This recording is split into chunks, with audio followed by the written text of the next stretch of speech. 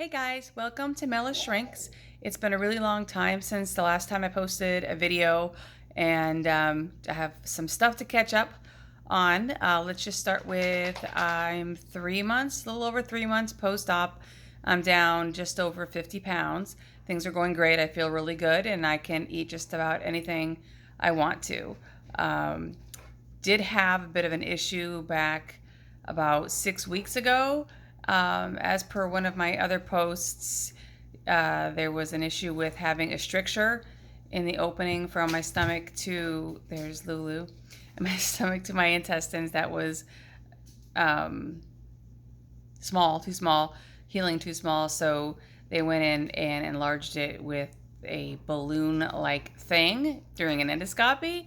And that didn't work. So I had to go back about a week later.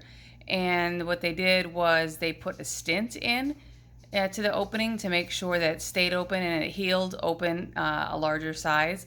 The plan was to have that stent in for 2 weeks, have another endoscopy to put a larger one in because they didn't want to open it the full size. It needed to be all at once because that would have been too traumatic to the opening, and it could have done what it did originally, which was healed too small again. So first stent, 2 weeks later to make it even larger, and then 2 weeks after that remove the larger stent, and then everything would have been just fine. So what happened was I went in for the original smaller stent on a Thursday. Everything went great. They put that in through endoscopy, and that was on a Thursday. Sunday morning, I was feeling pretty sick, some pain in my abdomen, and I was unable to keep anything down. I called the doctor's office. The person on call said to try and keep some water down. As long as I could keep some water down, I should come in first thing in that Monday morning. So I was able to keep a bit of water down, and then I went in that Monday morning.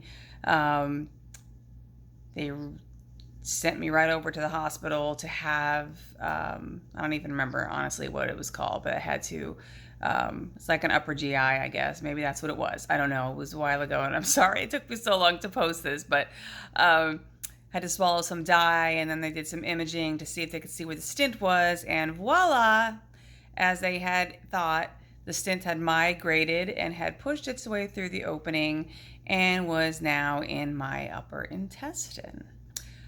So then I had to, that same day, have an urgent endoscopy toward the end of the day. This was like an all-day thing by the time it was over, and they were able to easily remove the stent that had migrated, and kind of not good that it happened, but have the fact that it pushed its way through, it created the opening the size that I needed, which negated the need for the endoscopy to put the larger stent in and then the other endoscopy to remove that stent.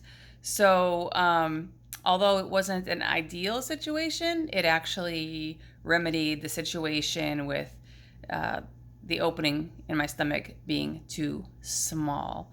So about 2 weeks after that, I went in for a checkup, and everything looked good. And now it's been 4 weeks since then, and everything's great. It's perfect. I actually was able to have a salad the other day, which was pretty amazing. I was dying to have a salad.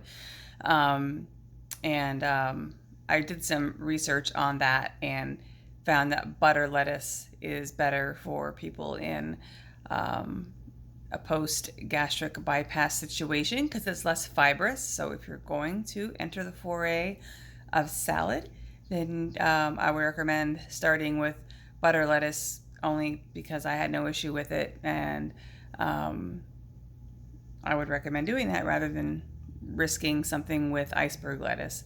So anyway, I'm going off on a whole other tangent of salads.